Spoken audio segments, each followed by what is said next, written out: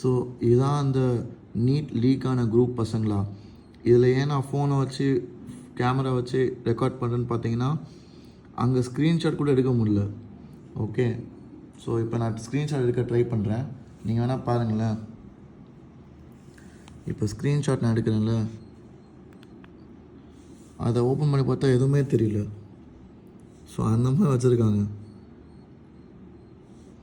So ஏன் இந்த group காமிக்கிறேன்னா பாருங்களேன், நெக்ஸ்ட் இயருக்கு புக்கிங், நெக்ஸ்ட் இயர் பேப்பர் வேணும்னா 5 லட்சமா. ஏன்னா இந்த வருஷம் அவர் ப்ரூவ் பண்ணிட்டாராம் இந்த பேப்பர் லீக் பண்ணுற குரூப்பில். இதெல்லாம் யார் எடுத்து பேச போகிறா, யார் கேஸ் போட போகிறான்னு தெரியல. பட் ஆனால் ரொம்ப பயமாக இருக்குது. ரொம்ப ஸ்கேரி நியூஸ் இதெல்லாம் நல்லதே இல்லை. நீட்டு பேசாமல் ஆன்லைன் ஆக்குறது பெட்டர்னு நினைக்கிறேன். ஏன்னா ஆன்லைனில் அது செக்யூராக இருக்கும், பேப்பர் லீக் ஆகாது.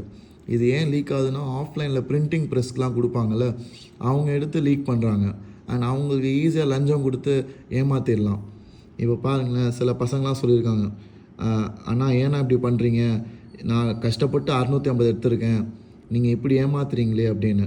அதுக்கும் அவர் எப்படி ரிப்ளை பண்ணியிருக்காரு பாருங்களேன், நான் வந்து 50 பேர் தான் ஹெல்ப் பண்ணேன் ஆல் இண்டியா ரேங்க் 1 எடுக்க, மீதி பேர்லாம் ஜென்யூனாக தான் எடுத்தாங்க, நான் ஹெல்ப் பண்ணாட்டி மற்றவங்களாம் எப்படி டாக்டர் ஆவாங்கன்னு அப்படி கேட்குறாரு.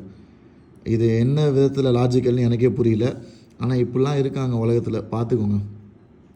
அண்ட் இன்னும் நான் மேலே போகிறேன், இன்னும் நான் மேலே போய் பார்க்குறேன். இது வந்து நீட் ரிசல்ட் வந்த அன்னைக்கு என்ன சொல்லியிருக்கான் பாருங்கள், டேய் 40 பசங்க என்னோடய ஸ்டூடெண்ட்ஸ்ரா, இப்போ போய் அழுவுங்க நீங்கள் அப்படின்னு சிரிச்சிட்டு ஸ்மைலி போட்டிருக்காங்க. சார் இதெல்லாம் ஃபேக்காக இருக்கும் சார் நீங்கள் நினைக்கலாம். ஆனால் பசங்களா இது உண்மையிலே பயமுறுத்துகிற மாதிரி தான் இருக்குது. ஏன்னா நீங்கள் போய் மேலே பார்த்தீங்கன்னா அவன் வந்து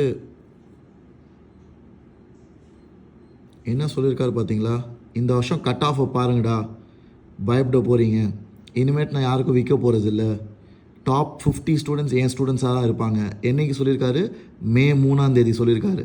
நீட் எக்ஸாம் முன்னாடியே இதெல்லாம் சொல்லியிருக்காங்க. இது வந்து ரொம்ப ஷாக்கிங்காக இருக்குது. கண்டிப்பாக ஷேர் பண்ணுங்கள். அண்ட் ஐ ஹோப் ஜஸ்டிஸ் நம்ம ஸ்டூடெண்ட்ஸ்க்கு கிடைக்கும்.